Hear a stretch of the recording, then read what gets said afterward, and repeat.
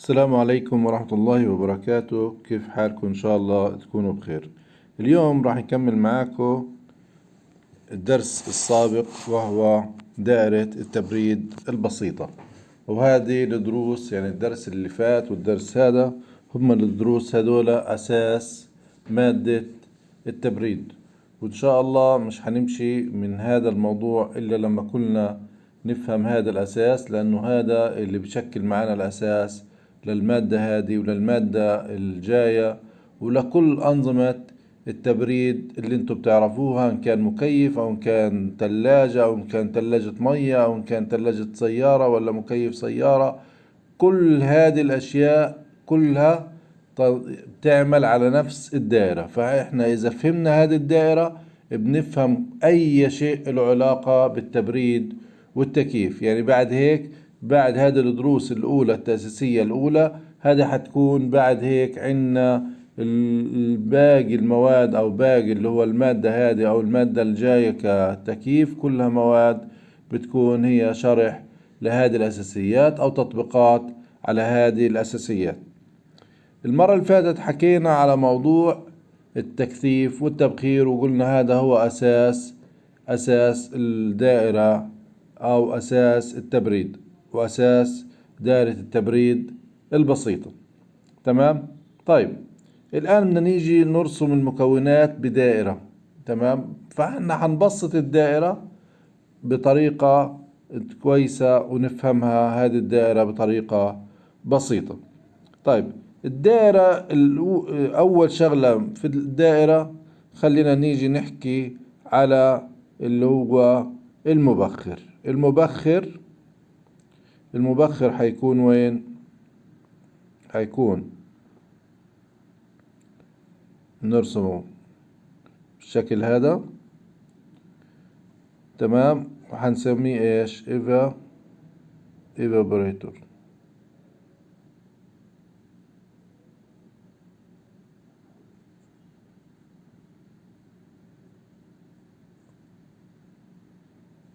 طيب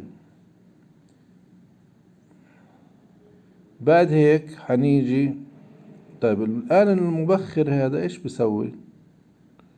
المبخر حيجي هيستقبل اللي هو ايش؟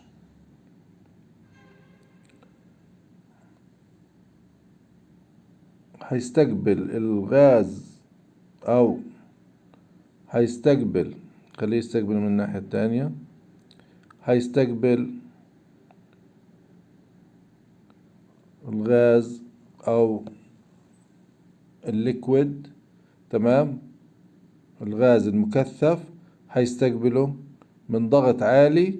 تمام، اول ما هيدخل على على المبخر، تمام، هيصير اللي هو الضغط عندي ينخفض داخل المبخر. فعلى طول ايش هيسوي؟ هيبدأ مع انخفاض الضغط على طول الغاز هيبدأ ايش؟ هيبدأ هذا الغاز يتحول لايش؟ يحاول انه يتحول لمين؟ لبخار. تمام، اذا تحول الغاز لبخار ايش بلزمه حرارة. ففي الحالة هذه هتاخد حرارة من الجو او من الوسط المحيط فيه عشان يتحول لإيش؟ ل عشان يتحول لبخار. تمام، اذا هذه كيو ايش؟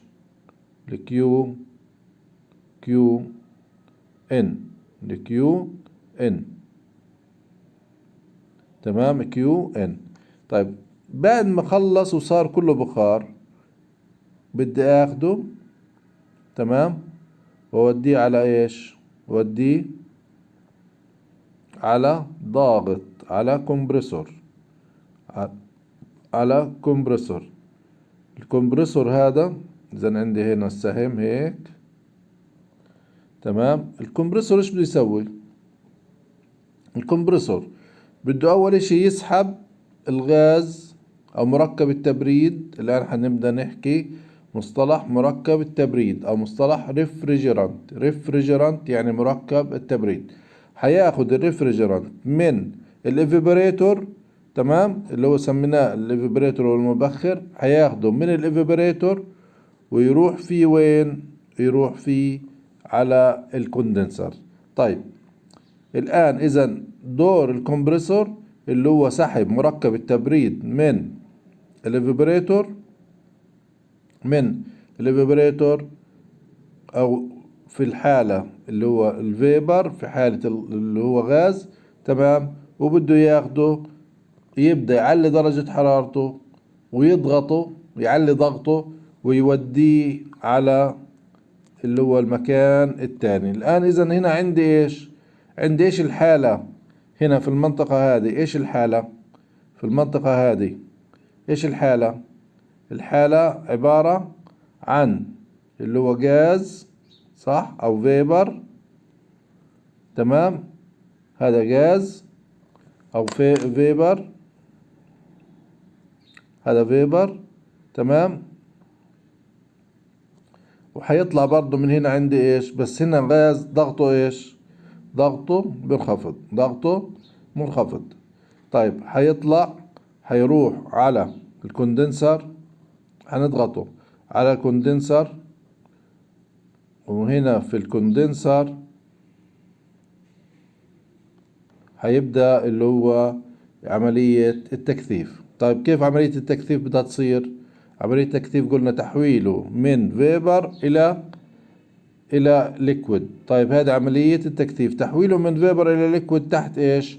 تحت اللي هو ضغط عالي، نضغطه ضغط عالي، وإيش؟ وبعد هيك بنبرده تبريد. التبريد يعني معناته أخذنا إيش؟ أخذنا الحرارة اللي جوا طردناها لبرا، هذا بنسميه إيش؟ الكيو إيش بدها تكون؟ أوت، صح، الكيو اوت. هذه كانت الكيو ايش؟ ان، اللي تحت في الافبريتور صار كانت الكيو ان. طيب بعد ما صار في الكوندنسر، هذا كوندنسر، تمام، في الكوندنسر صار اللي هو صار مركب التبريد او ريفريجرانت. الريفريجرانت صار في الكوندنسر عبارة عن، تحول من الحالة الغازية إلى الحالة السائلة، فصار سائل. طيب سائل إيش مواصفاته؟ ضغطه إيش؟ ضغطه منخفض ولا مرتفع؟ ضغط مرتفع، تمام، ضغط مرتفع، يعني هو الآن صار سائل تحت تأثير الضغط والتبريد، الضغط والتبريد. طيب الضغط من وين إجا؟ الضغط إجا من الكمبرسور، تمام، الكمبرسور قاعد بضغط وين؟ بضغط في الكوندنسر. طب والتبريد من وين بيجي؟ التبريد بيجي من مروحة، يعني مروحة بسيطة ممكن تنحط على الكوندنسر، او تبريد من مية، كمان من المية بالوضع الطبيعي، لانه هو الريفرجرانت نفسه عنده مواصفات انه هو يتحول الى ايش؟ الى سائل عند اللي هو تبريد خفيف، تمام، عند تبريد خفيف، يعني الضغط والتبريد الخفيف بتحول الى سائل. فالتبريد هو عبارة عن ايش؟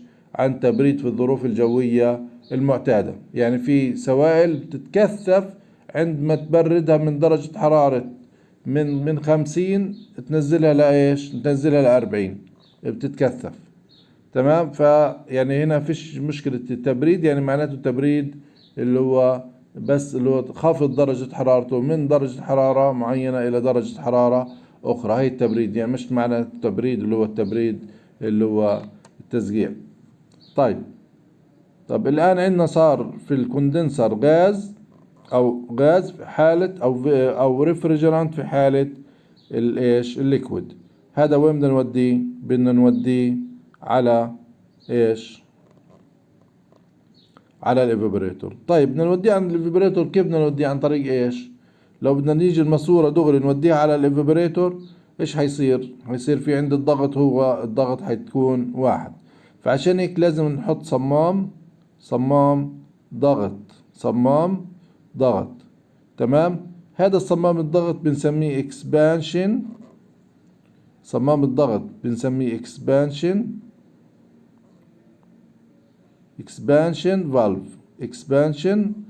فالف.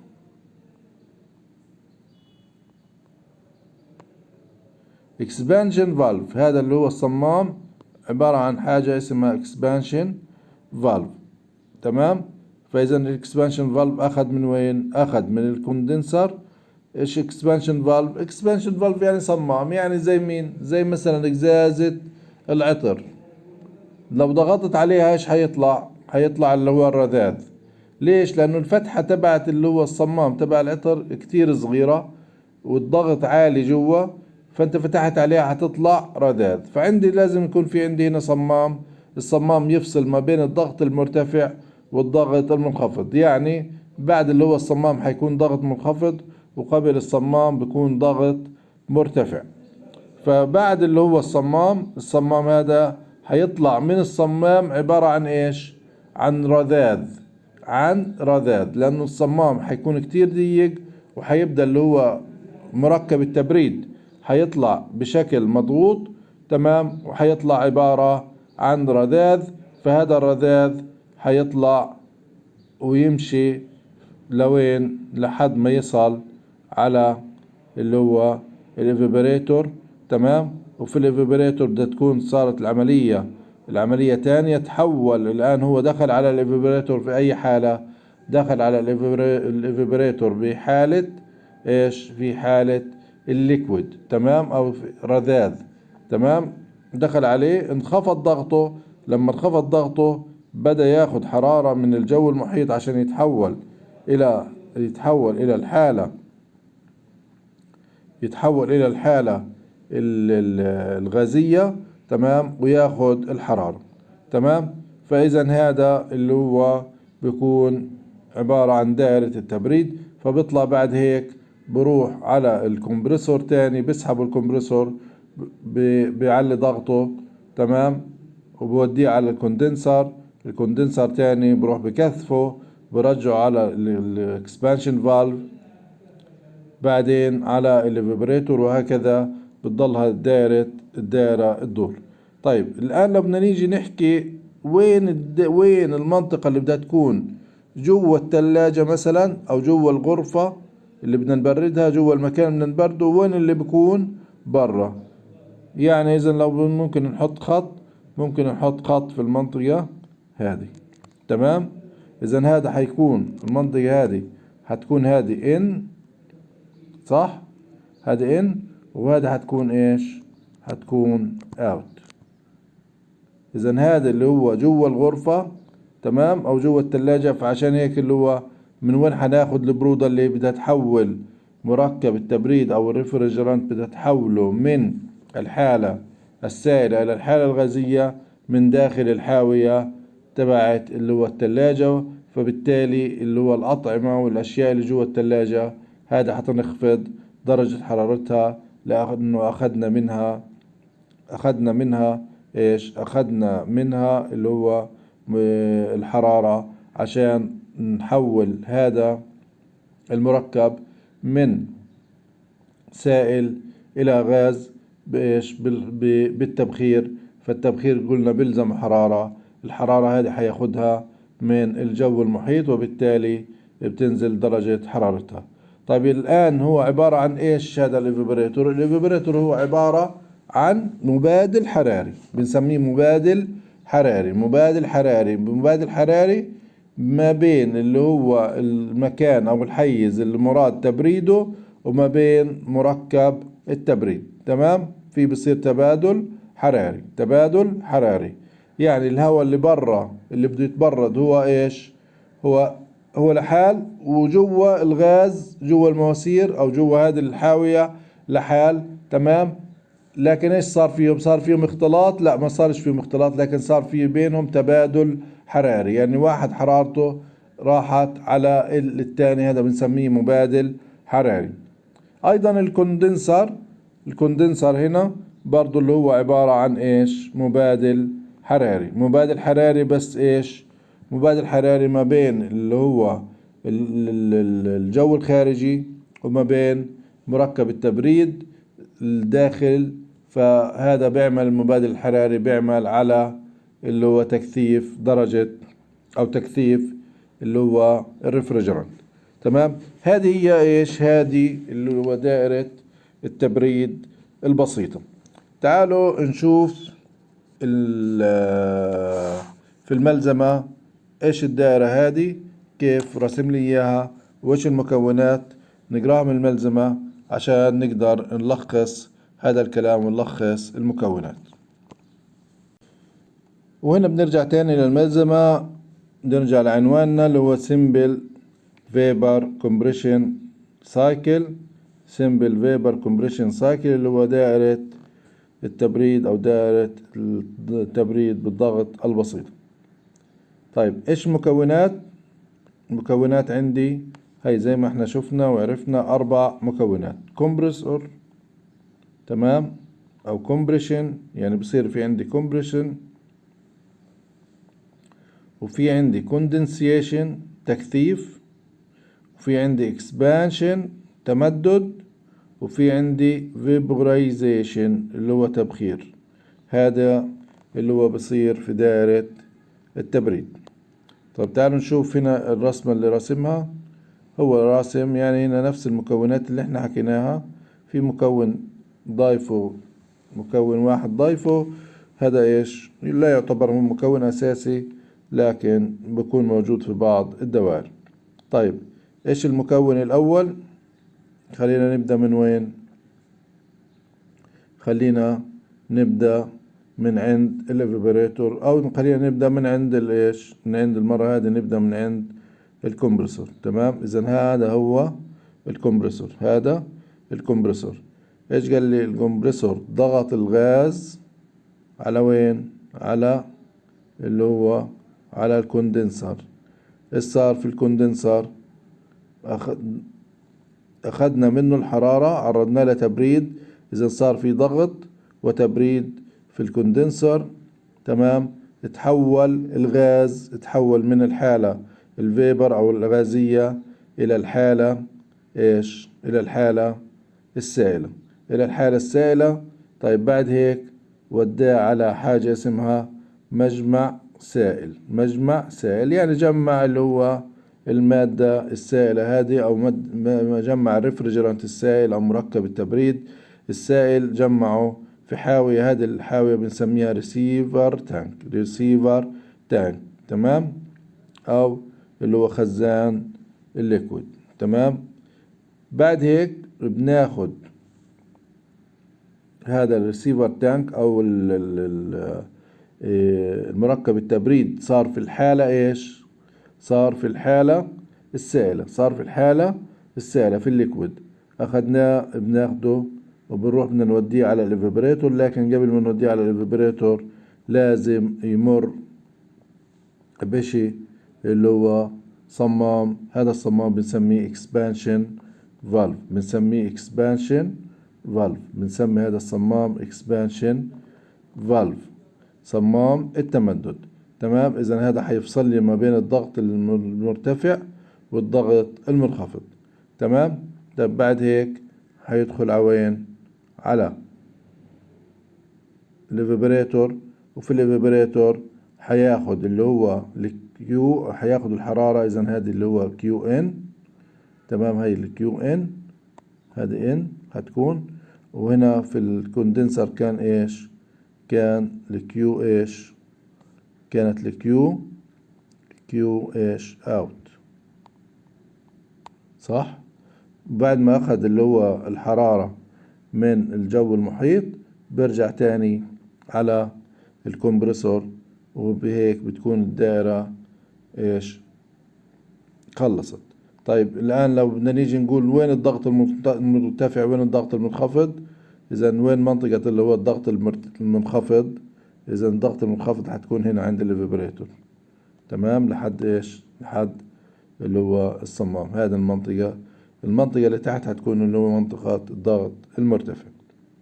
تمام. طيب نيجي نشوف هنا هذا الكلام احنا يعني قلناه، فنشوف اللي هو function. يعني بدنا نيجي نجمل الأمور بشكل دقيق أكتر، ونقول اللي هو هنا description لا اللي هو عمل الكمبرسور. الكمبرسور ايش وظيفته في دائرة التبريد؟ إذا قلنا الآن مكونات دائرة التبريد هي 4 مكونات. مكونات دائرة التبريد هي 4 مكونات: الكمبرسور والإيفابوريتور والكوندنسر والإكسبانشن فالف. 4 مكونات أساسية لدائرة التبريد. هذا الكلام بدك تحفظه زي اسمك، يعني بعد هيك خلص من دائرة التبريد ايش تتكون. دائرة التبريد الأساسية على طول بدك تقول لي هدول ال4 مكونات، لأنه هدول ال4 مكونات هدول حيكونوا معانا في كل مكان وفي كل دائرة تبريد مهما كبرت ومهما صغرت، تمام، ومهما اختلف نوعها، إذا كانت تكييف، إذا كانت تكييف في سيارة، إن كانت في أي مكان، إن كانت في دائرة، إن كانت في ماكينة، إن كانت في ثلاجة، كله هيكون فيه ال4 مكونات بس. لكن شكل هذا المكون ممكن يكون مختلف من ايش، من تطبيق إلى تطبيق آخر، لكن المكون نفسه مش هيختلف. تمام. طيب إذا أول مكون اللي هو الكمبرسور. إيش وظيفة الكمبرسور؟ The function of a compressor is to remove the vapor from evaporator and to raise its temperature and pressure to points such that vapor can be condensed with available condensing media. يعني اللي هو الكمبرسور ايش دوره؟ الكمبرسور من وين بياخد من الفيبريتور. اذا هو دوره سحب مركب التبريد فيبر او اللي هو البخار هنا from the evaporator من المبخر. تمام. وبعد هيك بيرفع درجة حرارته وضغطه. طب ليش بنرفع درجة حرارته؟ لانه قلنا اللي هو مركبات التبريد هذا عشان تتحول من غاز الى سائل، تمام، بلزمها شغلتين. بلزمها ضغط عالي، نضغطها ضغط عالي، وبلزمنا ايش، نبردها. فانا الان لو رفعت درجة حرارتها لدرجة حرارة عالية وبردتها، يعني بلزمني ابردها مثلا 10 درجات، لما انا ارفع درجتها ل70 وارجع انا انقصها بسهولة بقدر ايش ابردها من 70 ل60. تمام. لكن بدون ما ارفع درجة حرارتها، لو انا هي كانت درجة حرارتها 30، تمام، بدي انزلها ل20، فال20 مش سهل انزلها، فبرضه بروح برفع درجة حرارتها وايش وايضا ضغطها، فبسهل علي ايش، بسهل علي تحويلها الى سائل، يعني اللي هو الكوندنسيشن او اللي هو التكثيف. تمام. اذا هذا اللي هو دور الكمبرسور. اذا 3 اشياء بيقوم فيها الكمبرسور، اللي هو بياخد من الفيبريتور، بيسحب من الفيبريتور. تمام. تاني اشي بيضغط في الكوندنسر ضغط عالي، اذا ضغط منخفض في الفيبريتور بيسحب من الفيبريتور، وبيضغط في الكمبرسور وفي الكوندنسر وبرفع درجة الحرارة للفيبر. طيب نشوف. طبعا الخط اللي بيطلع من الكمبرسور هذا بنسميه discharge لاين او hot gas لاين، وهذا الخط دائما بيكون اللي هو سخن وفي مركب التبريد في اي حالة، في الحالة الغازية، تمام، وبكون مركب التبريد لسه في الحالة الغازية لكن بكون في هاي بريشر وهاي تمبرتشر. وهذا بده يروح من الكمبرسور الى الكوندنسر. طيب نيجي نصل للكوندنسر. الكوندنسر هو عبارة عن ايش؟ الكوندنسر هو عبارة عن مبادل حراري دوره اللي هو ايش، يتبادل الحرارة ما بين اللي هو داخل المركب التبريد الداخل والجو المحيط، حتى ايش حتى نحول اللي هو مركب التبريد ذو الحرارة والضغط العالي من الحالة الغازية إلى الحالة السائلة.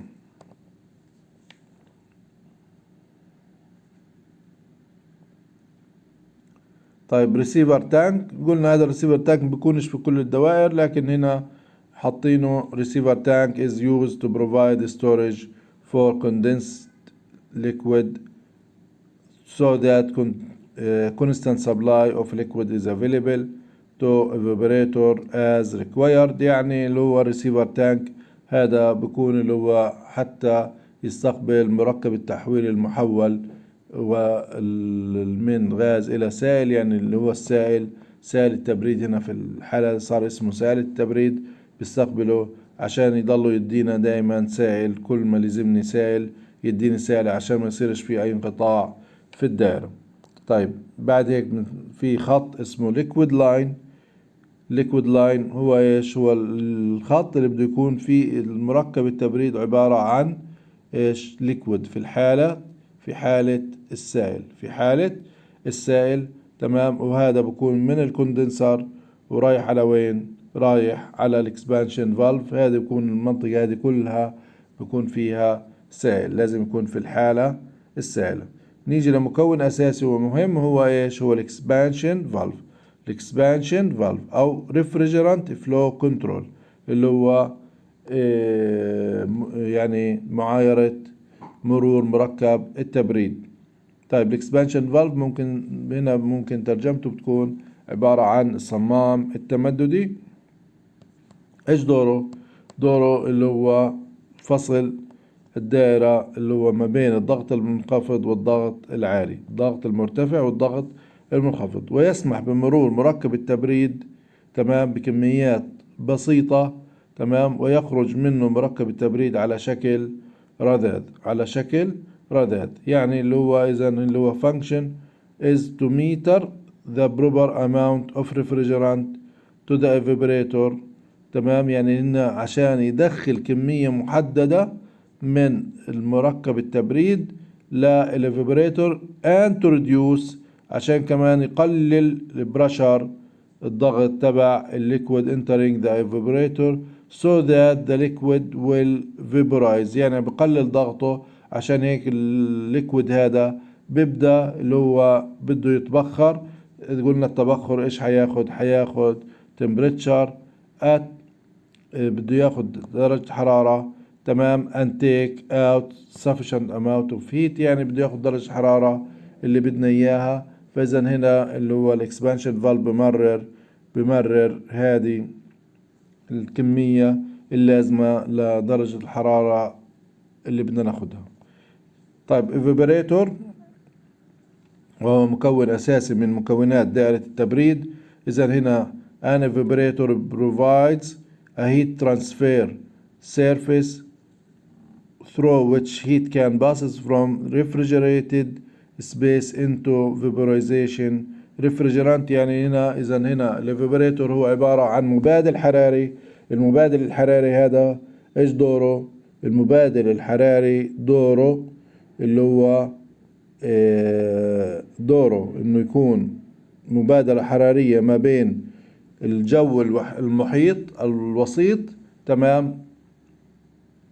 ومركب التبريد. وهذا اللي هو هذا الفيبريتور، هذا اللي هو العنصر اللي هو بده يمتص الحرارة من داخل الحيز المراد تبريده. تمام.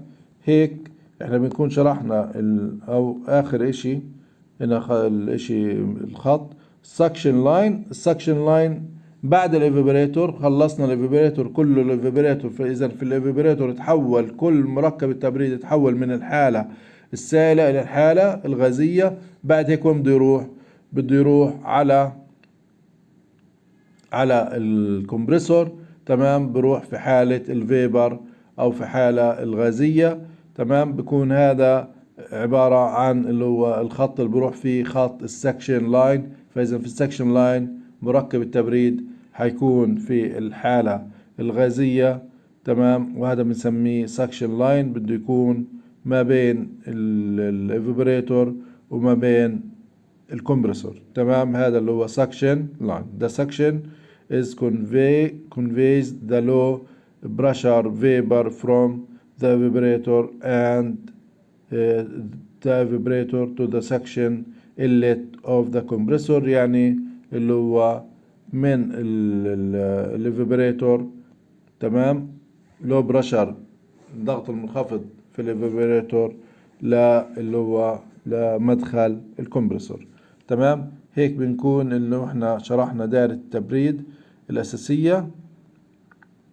تمام. وهيك بنكون يعني حطينا رجلنا على أول الطريق في مادة التبريد. إن شاء الله تكون هذه الأمور واضحة. ممكن نعمل حلقة نقاش نحدد لها وقت يعني ممكن نحدد لها وقت ننزل لكم نوتس نناقش هذا الأمور، على أساس إنه أنا بدي أتأكد إنه كل طالب فهم دائرة التبريد هاي. تمام، يعطيكم العافية، وإن شاء الله نشوفكم المرة الجاية على خير. السلام عليكم ورحمة الله.